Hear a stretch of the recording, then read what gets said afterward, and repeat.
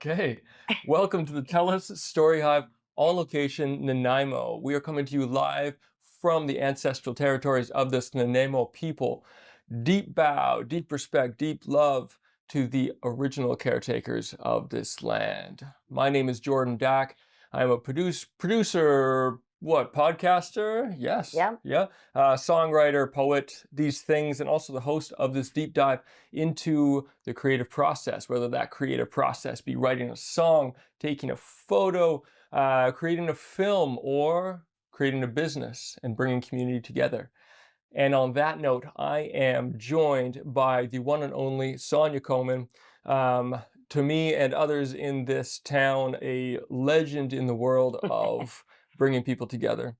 Now, in this podcast, this thing that we're doing, Yep. we usually just take the resume and go and let it go and dive right into the process. But for anyone out there who doesn't know Sonia, do you want to give them a quick couple sentences? Well, before I'm we dive in? hilarious. Okay, good. She is hilarious. I'm really young. She is really young. And I've worked in this industry for 31 years. Bring me back to the beginning for a minute then. How far beginning? Well, I want to know that moment when you were like, hey, I'm going to do this. I'm going to open a bar. So this is a funny story because everybody that I talked to over the last 10 years, and they've come in and they're like, we're so proud of you. You've always wanted to do this. I remember talking to you forever ago, 10 years, 15 years, 20 years ago. And you've always wanted to open your own bar. And I was like, I don't remember saying any of that. Really?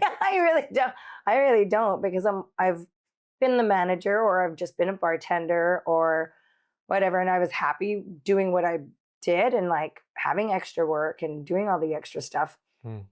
But I was also like indifferent about owning my own bar. And I never thought I could just because, server's wage. You can't get a loan like that. And yeah, right. just like the fear of doing it on your own because I was a single mother. Yeah.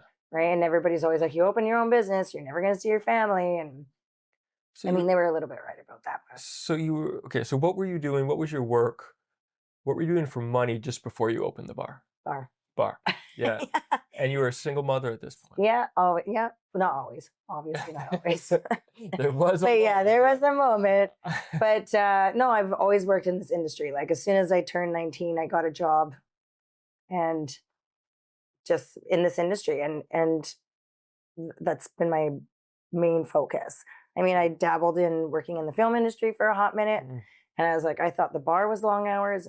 Yeah, right. The film industry is crazy, but it's wonderful. Yeah. Right? But Okay, so there you are. You've got huge responsibilities already. You've got lots of reasons not to jump into a huge project like yeah, it starting was a bar. scary. Yeah. That was scary, but we did it. Yeah. And I had a lot of support from friends in the community. Even like people are like, yeah, you should. As soon as I did actually make the decision to do it, and people were just there to support. And they're like, as soon as you open this place, we're there. And I'm like, okay, Cool. Okay, so then would you say that it was like, oh, I really want to open a bar and now I'm going to? Or was it like, oh, Nanaimo really needs this kind of bar. I'm going to do that. Or combination? Yes.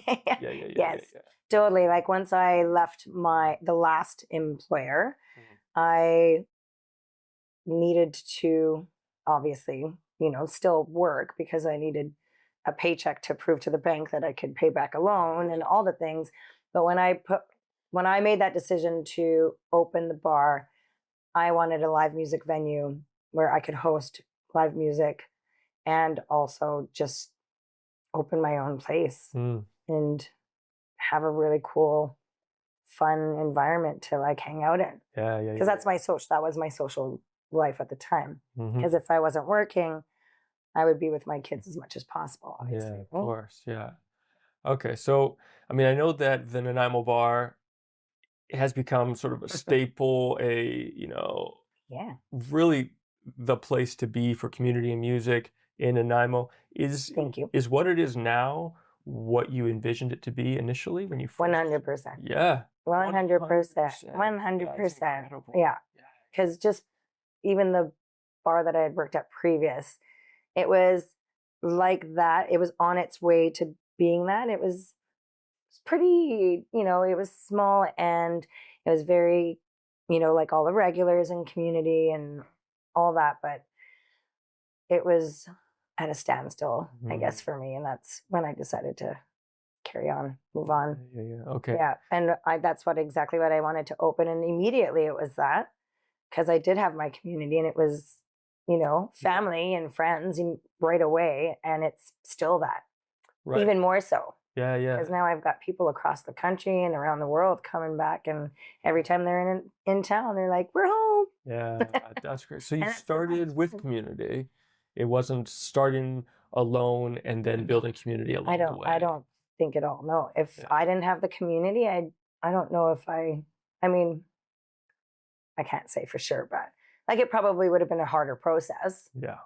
But yeah, I definitely had backing of community, friends, family, strangers. And even before that, and today, is community something that you build intentionally, or do you feel like it just comes naturally to you? A little bit of both. Like I want everybody to come in and feel a part of the family and part of the bar. I want them to feel comfortable, and I want them to be accepted into our community and all the things. Yeah. Right. So of course I want to make that environment happen, but it also happens on its own because, well, I mean, good people, I'm about to like toot my own horn here, but good people attract good people. Yeah. Right. That's right. Yeah. And so I pride myself on surrounding myself with like awesome human beings, because they make my life, my job, my bar better. Yeah. Right? Yeah. Okay. They're very welcoming. Yeah. And judgy. I'm just kidding. They're not judgy. Not at all. So then, especially these days, it seems that businesses cannot survive unless there's a community associated with them. Like it's that kind of glue is necessary for just longevity in general. Yeah, in a town like this, for sure. Yeah. Right? Because it's not a big city, but it's also not a small town either. Right? It's like right in the middle. So it is very community based. Yeah. When you walk into some other bar, maybe not in Nanaimo, just somewhere during your travels, what's the first thing that you would notice when you're like, oh, this is off in terms of welcoming and community? Yeah, it's funny because I actually did read that question before, and I was like, that's actually a really good question, because when I do walk into a bar, if all I see is like product placement and labels and, that kind of decor, it's just like, okay, well, they haven't found themselves. Like this is just all product. And if you notice, there's no product placement in my bar either. Yeah. Right? No TV screens, no product placement. It's all just what I put into it. Yeah. Right. Like, and it's like, that's my heart and soul. Yeah. And I put it out. There's even like little, because Beatles are my favorite band. So there's like little figurines everywhere. And I'm Egyptian. So there's other things that I got as gifts. And there's like little Egyptian figurines everywhere. And there's a tiny bit of a steampunk theme. And for, the 10-year anniversary, I got a couple of little steampunky figurines. And so there's like toys and gadgets and just decor all over the place. Yeah. And that's mine. Yeah. Right? Yeah. And so when you walk in there, I mean, it must feel like home. Yeah, it does. Yeah. Very much so. Yeah. Now we have to talk about this no TV thing. Yes. I mean, I can't remember a time that I walked into a bar and there wasn't a TV, except for when I walk into the Nanaimo bar. Yeah. That's the first thing I did, was like no TVs. People are like, are you going to have gambling? And I was like, no, there's no poker. There's no whatever, all the things, like none of that, no gambling, no pull tabs. And I was like, and I'm not even going to have a TV. You're going to have these show sports, right? How about No TV, no TV. There's sports bars that are, specialized for that. There's other places that, have like 15,000 screens. That's another thing about the decor. It's cold. It's not warm and inviting. That screen that I have on the stage is basically for the DJs when they want to put a camera on their turntables, and you can watch them Yeah, right. spin. Yeah. Or there's a new DJ that I have, sorry, and he's a video jockey. So he plays the videos. Right. And it's funny because even just that, I find myself like bartending and watching. Because I was like, I haven't seen this in a long time. I'll just stop what I'm doing. I'm like, I love this The song. magic of technology. Wow. Right? So all of a sudden everybody's attention is at the screen, but that is like artistic, right? It's not somebody staring at the screen watching their numbers come up, or staring at the screen just watching sports and not talking to the person beside them. And that's why like I got 15 seats at the Wood, and that's what fills up first. And of course, like these screens are enough. Yeah. Right? Like that is enough for people, and they're always on it anyway. So why have more screens? So do you get pushback on the TV thing? Like I don't get a lot of pushback, but everyone's like, "Oh, you do have a TV." I was like, "No, I don't." Right. I was like, "This isn't the droid you're looking for." Right. This is the DJ backdrop TV. Yeah. Thing. Yeah. And people ask me all the time, "Are you gonna pay for the game to be on?" Still to this day, it's been 10 years, and I'm like, "No, I am not gonna have." Do you think that will ever change? No. No. Yeah. Not the way that the world is kind of going. No, we need places like the Nanaimo BAR more than ever. Yeah. I think so. Yeah.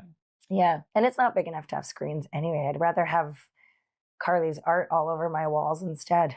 Yeah. Like I imagine that running a bar can feel like very businessy at times, when before you came in here, you were doing payroll and downstairs in the parking lot. Yeah, getting it done. Are there parts of it, or tell me about any part that feels creative, that brings out your creative side, not just well, even just something as simple as making the drinks, like coming up with drink specials. Sometimes if I've lost my mind for the week, it'll be something super simple. But also I like to give that creativity to the staff, right? Because they are a huge part of making the bar what it is, and making people feel comfortable, and like they bring their own energy, right? Right. And I handpick my staff. Yeah. And I don't. Of course, right? Yeah, the energy of the staff. The staff is very, very much so important. Of course, in the 10 years, nobody's perfect. I made a couple mistakes. Yeah, it's got to happen. It's got to happen. It's like stories for the future. Yeah, absolutely. That time. So when you are hiring staff, if you could name like one or two characteristics that you look for? Well, first of all, they have to be outgoing and personable. Yeah. And they have to be honest and genuine. Yeah. Right. And those are the four like top, because I can teach anybody how to bartend. It's not rocket science. And you can probably tell if someone is those four things within 5 minutes, hey? Usually, well, and that's another thing with this industry is you actually have to judge people, right? As they walk in, you have to judge if they're straight or sober or drunk, or sorry, not straight, but like sober or drunk or high, even now that that's legal and like everything. Yeah. And you have to judge them immediately. You have to, if they're walking funny, are they drunk, or do they actually just have a disability, or are they healing from a broken leg? Yeah, right. Or they have a broken arm, and that's why they're, like all the things, you have to judge them immediately before you can even serve them. Yeah, of course. But of course you welcome them. Yeah. And then you judge them. Yeah. And not in a bad way, just in a legal way. Yeah, totally. Right. So that's our job. Yeah, in a safety way. Yeah, safety way. But then that's not what I do with the staff, because I get to know the staff first. Yeah. And a lot of them were my friends, are my friends. There's so many that are still in our work group chat that never want to leave, because they're just like, I want to be part of the family forever. And like, 100%. Yeah. Right.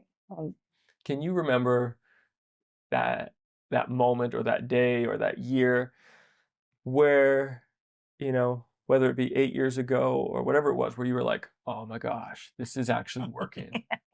Well, yeah, it's funny because I think it was after COVID, actually, because like, I know it was before it deep down, I knew it was working before, but with all the hassles of the people complaining across the street about the noise, and I was like, you move downtown, and, if you want it to be quiet, move to the north end or Cedar. But but yeah, after COVID and during COVID is like when just after actually, sorry, is when I really knew that it was going to work because of the community, and as much as they possibly could help, they did, and they were there every day. Some of the same people, some like other people, and obviously it was like almost like shift change, right? Right. People would walk by and they're like, "Oh, there's no room on the patio," when it was just outside seating. Yeah. And they're like, "We'll come back in like an hour or two." And I was like, "Yeah, please do." Yeah. Right. And it was mind blowing how much people wanted to make it work. Wow. Yeah. And even after. Why do you think that is? What did they see? Well, it's funny because it was a dividing thing, right? You're either all of a sudden you lost a whole bunch of people, or it brought a lot of people closer together at a distance. Yeah, that's right. Right? But it really did. And people were just like, no, this is where I like to come, maybe once a week, maybe 5 times a week. But this is where I like to come. Yeah. Right? And people were very like intentionally coming all the time. I don't know what word I wanted to use there. Sorry, but yeah, they were making it happen. Yeah, no, I get you. It's not like, oh, I just want a beer, and wherever I get that beer is fine by me. It's like, no, I go to the Nanaimo bar to get my beer, or whatever it is. Yeah. And then there was a gentleman across the street who lived in the building in the Pacifica, and he actually was like, like, you guys are so important in my life, like all the regulars and you yourself, Sonia, your family, like you mean so much to me. And he actually gave me quite a substantial loan to work through COVID, to get through. Yeah.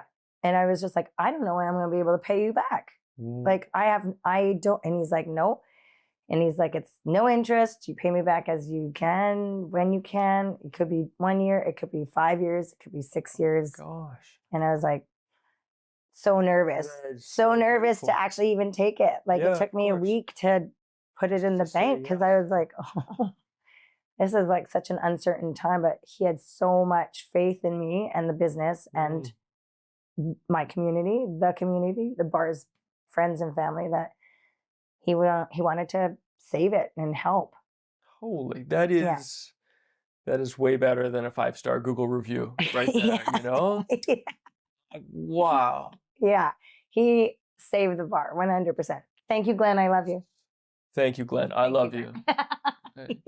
Yeah, that's incredible. So if you were opening a bar tomorrow, or somebody was opening a bar tomorrow, and they said, Sonia, who are the first 2 people I need to hire other than servers or, who do I need to help me with this? If you don't have an interior designer and you don't have an eye for that, definitely somebody who knows you and knows your brand and can execute that and plaster it all over the place. Yeah. And a bookkeeper. A bookkeeper. Yeah. Oh my God, yeah. Definitely. I just don't want to mess with the government and like paperwork and what I owe them and like all that legal jargon. Yeah. And you could be running the funnest place in town. If you're doing the books, then it might take all the fun out of it too, Like, I want to see it. I'm like, just tell me how much I owe the government. I'll pay it. And then Bob's your uncle. Totally. Here's all the paperwork and I'm done. Yeah. Okay. So talk to me about music. So music is a big part of the Nanaimo bar. Huge part. Yeah. In the winter, it's a little bit more mellow. It's a little bit slower. So it's a little bit harder to pay out of pocket. And I actually have a pretty good system where I just cover charge. It's very minimal actually. And 100% of the door goes to the band. 100% of the door. 100% of the it's not mine. They're not coming to see me. They're coming to well, they are coming to see me, but that's for drinks. It's not for well, I mean maybe for entertainment, but no, that's great. But yeah, they're the price of the torches. Yeah, I keep it like pretty low because then there's also a high turnover. Yeah. Right? If you charge $20 to get in, people are going to want to just stay because they want their $20 worth, which is fair enough, right? Obviously. But you keep it low. I think we only charge $10. Yeah, great. And come in, and even then, there's a high turnover. So the bands make money because we charge everybody that comes in. Yeah. But then we also say, you know what? If you don't want to pay $10, you can come in for one drink if there's room. And if you like the band and you stay for another drink, then you can pay the $10. What? That's a brilliant policy. And usually, because I get really good music in there. Yeah. Yeah. And if it is they come in and they're like, yeah, you know what? This is actually good. So you've actually introduced them to a new band for them. Yeah. That's there's a lot of repeats too. There's lots of local bands that I adore and love having. Yeah. And in the summer, that's what I was going to say too, is there's a lot more touring bands. And so I get music anywhere from like 3 to 6 days a week. Wow. Yeah. And there's like open mic has religiously and always been on Monday. Yeah. That's a constant. And then for the last year, I just started doing kind of jazz on Tuesdays. And now it's alternating, and I don't even know how to explain this. John, he's just so talented. But it's like upbeat, funky jazz. And then the next Tuesday is the X-Tones. And it's not necessarily jazz. They might throw in a jazz tune, but it's like cover songs, but it's a duo. And then on Wednesdays, we do stuff like drag bingo every other Wednesday in the summer. Yeah. Right. And then Thursdays, I keep open for solo acts. And then Fridays and Saturdays is live music or DJs. Yeah. And I'm booking into September right now. And what is it, March? Wow. Yeah. Okay, so Sonia. Uh-oh. Now, yes, we talk to a lot of creatives, of all sorts of walks of life. And at some point in the podcast, we like to actually create in the moment or demonstrate creation of some sort. So it's not just a conversation. What am I going to do? Yeah. So how are your cartwheels? No. I dislocated my knee. Oh, otherwise we'd be doing it. But I know that you are a creative person in many different ways, and building business is a creative act. But we had talked briefly about your creative skills of mixologist. Yes. Now, we don't have any of the ingredients or tools present. We could mime it. We could mime it. Do you think we would be nuts enough to actually mime totally mixing a drink right now? Yeah, I think so. Okay. Now, I want you to teach me how to make this drink. Okay. And just by telling me how to do it. And then I'll try to do it, and then you can critique me and tell me just how well I've done it. Okay. We're going to make the Nanaimo BAR cocktail. The Nanaimo BAR cocktail. Because there's layering involved and there's shaking involved. Are you saying this is complex? No. Okay. It's not rocket science. Not like rocket I said. science. It's just mixing a couple things. Okay, so this is something obviously that you serve at the Nanaimo BAR. Yes. Okay, so tell me, what do I do? Okay, you'll need a rocks glass. Yep. Is this one? That's one. Totally. Well, actually, you know what? You want it a little bit smaller because it is just straight booze. Yeah. Oh, it's just straight booze. There's no mix. Okay. Okay, and then in that rocks glass, you'll need 1 ounce of dark cacao. Sure. Right there. Yep. 1 ounce. Should I? You should measure it. Measure it. Yeah. Oh. It's okay. Okay. So now we've got this short glass with some dark cacao. With some dark cacao in it. Now fill it with ice. Okay, in a shaker. Yeah. You put your shaker here and measure 1 ounce of vodka. Cup. Half an ounce of Malibu. And half an ounce of the egg liqueur. Oh, it's in the fridge. It's in the fridge. It's in the fridge. You're going to have to get up. Okay. I've got long arms. It's okay. Oh, yeah. Okay. There you go. What is this? It's Advocat. It's an egg-based liqueur, so it looks like custard. I'm telling you guys my secret recipe right now. Ooh, okay. Is it viscous? Is it the same liquidy? Yeah. So I have another half shot. Yeah. Sorry, I have 2 ounce shot glasses, so it's easier just to pour it all in one shot glass, and then it all goes in the shaker. Yeah, goes in the fridge.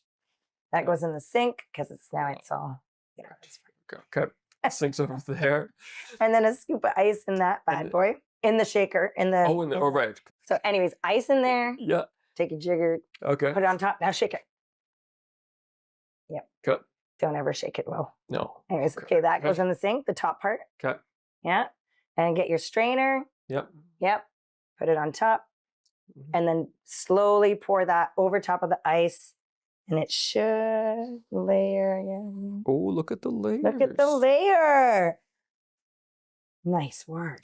And then that Any comes garnish? with yes. So it's hard to find it, but you have to peel the chocolate like this so it goes in a. Have to peel the chocolate. Or like. Yeah.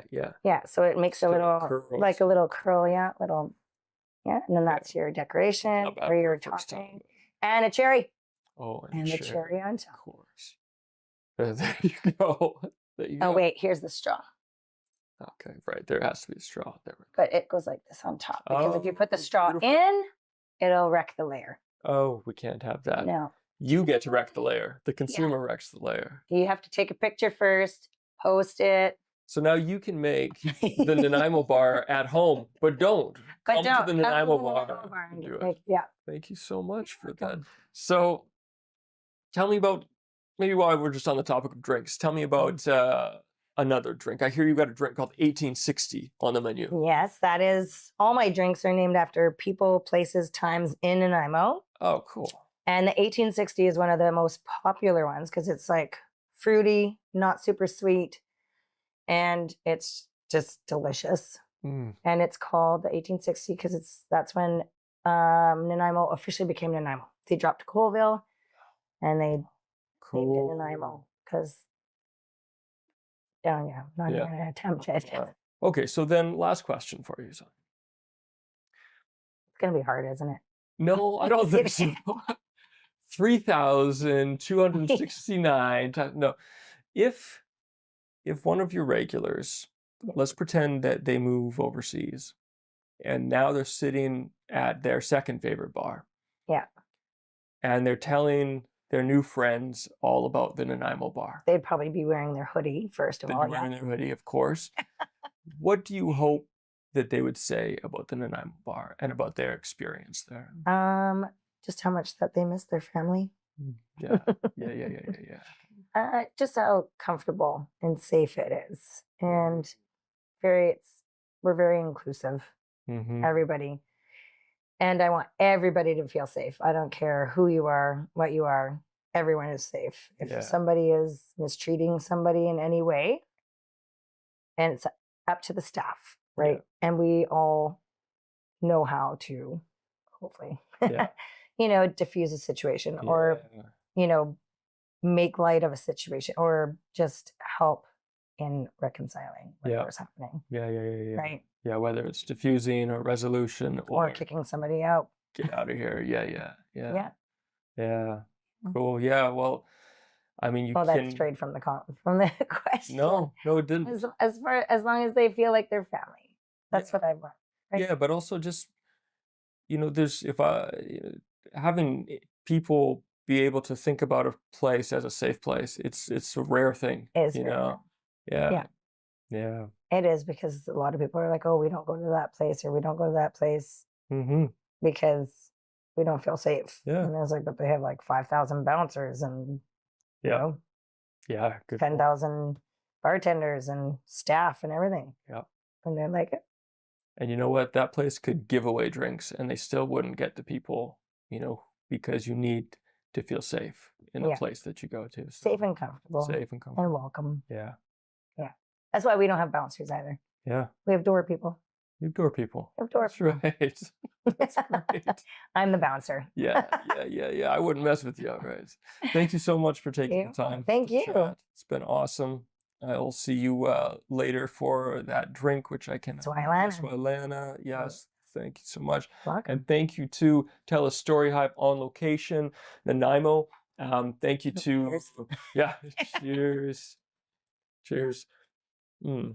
That is a wonderful Nanaimo bar. Yeah.